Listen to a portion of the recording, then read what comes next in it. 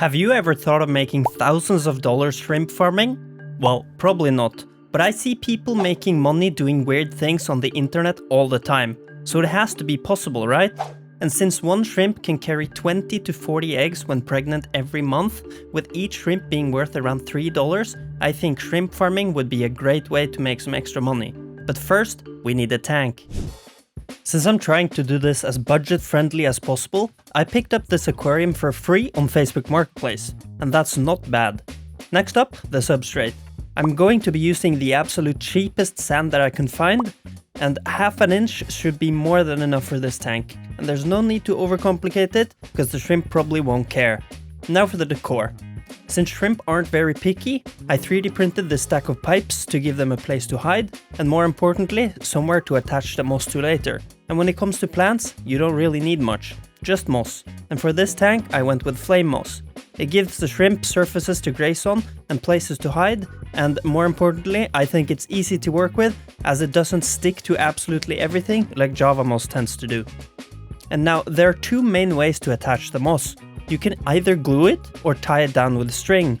And for the shrimp tubes, I used black string since it blends in with the plastic, but for the piece of wood, I had a little cool idea that I wanted to make like a tiny tree, so I used aquarium safe superglue for this. Once everything was in place, I gave it a quick spray down to keep the moss from drying out, and then I moved the tank downstairs to start the cycling. It's now been a week, and as you can see, I filled the tank.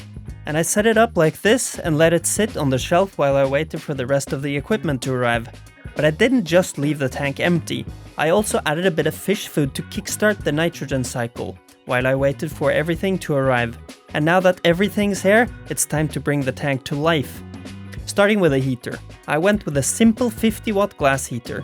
Nothing fancy, but I do like to have the adjustable temperature. Next, and probably the most important part, is the filter.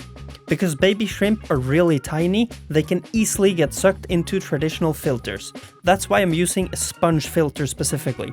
But not just any sponge filter, I like to keep the noise levels down, which is why I went with a built-in motor, which makes it a lot quieter than the usual air-driven ones.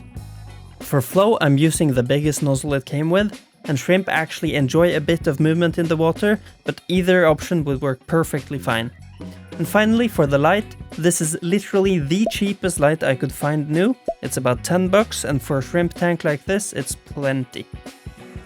Okay, so now that everything is done, it's time to talk some numbers.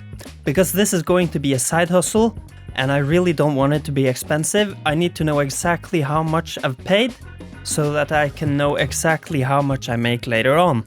And starting with the tank itself, it was of course free.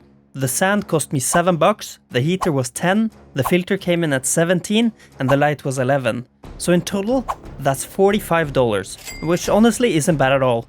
But we're missing one very important expense, and that's the shrimp, of course. And I managed to find some low-grade cherry shrimp locally for just $1 each, so of course I bought 20. Which means, including the shrimp, our total investment is now $65. And now it's time to add the shrimp into the tank. But we can't just drop them into the new tank, since the shrimp are fairly sensitive to water changes. So we need to acclimatize them first, and I'm going to be doing this with a method called drip acclimatization. And it's basically just dripping in drops of tank water into the shrimp's container for about an hour or two. And it's a super simple setup. Just a piece of rubber tubing and a small knot to control the flow. And once that's done, it's finally time to move them in. And it's now been 2 weeks since I put the shrimp into the tank, and honestly, not much has happened. I was really hoping to see that at least 1 or 2 shrimp would be buried by now, but again, nothing. No eggs and no babies. It's not exactly the kind of start I was hoping for my shrimp empire. But I did, however, get this pretty cool clip of a shrimp eating a molt, so at least something has happened. But on a more important note, I also realized something. If I actually want to make money from this, 20 shrimp isn't going to cut it. So I decided to lean into it a bit more. You know the saying, you got to spend money to make money? Yeah, I took that to heart. So I bought another tank, I bought 30 more shrimp, but the only difference now is that these shrimp are a much deeper red color, which means they're worth a lot more. It's 7 days since I released shrimp into the new tank, and I'm actually really excited to say this. We have buried shrimp in both tanks. And honestly, this is exactly what I needed to see, because up until now, I wasn't even sure if they were going to breed at all. In the low grade tank, we have got 2 buried shrimp, and in the deep red tank, we've got 3. So if everything goes well, that's somewhere between 60 and 120 baby shrimp by next month. And of course, that doesn't mean all of them will make it, but still, it's a very good start. And now let's talk costs so far. The first tank came out to $65. And for the second tank, I used the exact same setup, which was another $45, and I managed to get a really good deal on the shrimp for $30. So in total, we're $140 into this. Now we just let them grow, and I'll check back in a month or two once the shrimp are a bit bigger. It's now been about a month, and we're finally starting to see some baby shrimp. They're just barely visible, but they are still tiny versions of the adults roaming around the tank. And honestly, they're pretty difficult to spot, so I don't really have an exact count yet, but every now and then they come onto the glass, and that's when you can get a really good look at them. One really cool thing about baby shrimp is that they're almost completely transparent when they're born, and as they grow, they slowly start developing their color. So if you ever think that your shrimp have lost their color, they haven't, they're just really young. And now obviously I can't sell them yet, they're way too small to catch, and honestly I don't know if anyone wants to buy very tiny shrimp, but give it a couple of months and they should be ready. Okay, so it's been about 2 months since I saw the first baby shrimp appear in this tank. Also, this one has baby shrimp as well, but there's one problem. This is completely overgrown with hornwort, and the bulbitis as well is starting to touch the surface, so this needs a pretty good cleanup, and for me to see the shrimp, it's almost impossible right now. This isn't as bad since it has mostly flame moss, and flame moss is pretty slow growing, but it makes for good hiding spots. So I will get this cleaned up and we can see how many shrimp we have. I've now removed all of the pieces that I think are necessary for me to see the shrimp a bit more. I think this looks a lot better than it did before. And I also collected this jar of hornwort. And I've double checked it. I don't think there's any baby shrimp there. I'll go over it one more time just to be sure later. But I'm pretty happy with the result. And I'm estimating between the 2 tanks we have about 200 shrimp. About 130 of these and about 70 of these lower grade ones. So I think they'll make pretty good money once we get to sell some of them.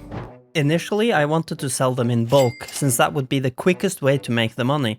So naturally I went to the closest fish store, and they literally only had 2 shrimp in the entire store. So I thought, perfect, they would want to have more, right? Well, no. I got shut down almost immediately. They told me that they're not allowed to buy from private sellers. So I tried 2 more stores, and I got the exact same answer. So at that point, that plan was pretty much dead. But then I remembered that I got my shrimp off Facebook Marketplace, so naturally I made a listing for Nia Caradina shrimp and hit post. After about a day and a half, I got my first message, and there was a guy who wanted to buy 10 shrimp, and at $3 each, that's $30. Not bad.